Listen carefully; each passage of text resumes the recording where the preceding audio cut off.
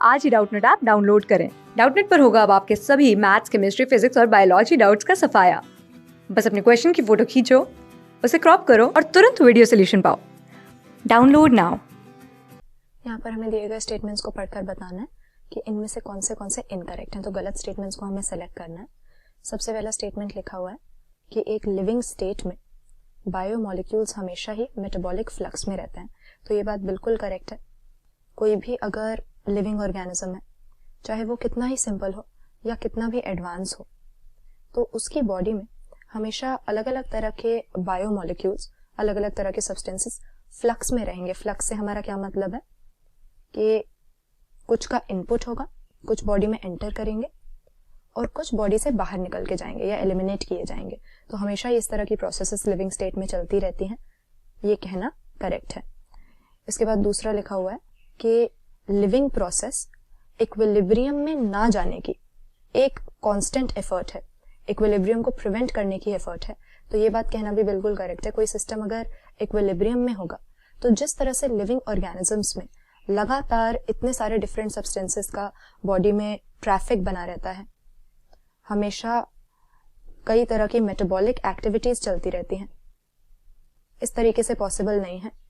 तो हम कह सकते हैं कि लिविंग स्टेट या किसी भी लिविंग ऑर्गेनिज्म की जो बॉडी है वो एक स्टेडी स्टेट में तो रहती है, यानी अपनी जो होम्योस्टेसिस है उसको मेंटेन करके रखते हैं। Osmotic concentration, temperature, living organisms अपनी बॉडी में ये सारी चीजें कंट्रोल करने की कोशिश करते हैं, लेकिन एक इक्विलिब्रियम की स्टेज नहीं आती, क्योंकि जैसा कि हमने कहा हमेशा ही एनवायरमेंट और ऑर्गेनिज्म के बीच में डिफरेंट सब्सटेंसेस का एक्सचेंज चलता रहेगा, फ्लक्स चलता रहेगा। तो स्टेडी स्टेट को मेंटेन किया जा सकता है, लेकिन अगर इक्विलिब्रियम हो गया तो लिविंग ऑर्गेनिज्म सरवाइव नहीं कर पाएगा। तो केवल एक स्टेडी नॉन इक्विलिब्रियम स्टेट में लिविंग सिस्टम्स मेंटेन रहते हैं। ये यहाँ पर हमारी करेक्ट बात है। तीसरे स्टेटमेंट में लिखा है कि मेटाबॉलिज्म से हमको एनर्जी के प्रोडक्शन का मैकेनिज्म मिलता है। ये बात भी बिल्कुल सही है। अब मेटाबॉलिज्म जो हम टर्म यूज कर रहे हैं, ये लिविंग ऑर्गेनिजम्स के केस में किसके लिए करते हैं? किसी भी लिविंग सेल के अंदर हम देखेंगे हर समय कई तरह के केमिकल रिएक्शंस अकर होते रहते हैं। अब इसमें से कुछ रिएक्शंस ऐसे होंगे जो कि किसी सब्सटेंस की सिंथेसिस के लिए हो रहे हैं, इनको हम एनाबॉलिक रिएक्शंस कहते हैं, और कुछ ऐसे होंगे जिससे किसी सब्सटेंस की ब्रेकडाउन हो रही है, तो इसको हम कैटाबॉलिक रिएक्शन कहते हैं। और एनर्जी हमको कहाँ से ऑब्टेन होती है? किसी भी लिविंग ऑर्गेनिज्म को एनर्जी ऑब्टेन करने के लिए रेस्पिरेशन करनी पड़ती है।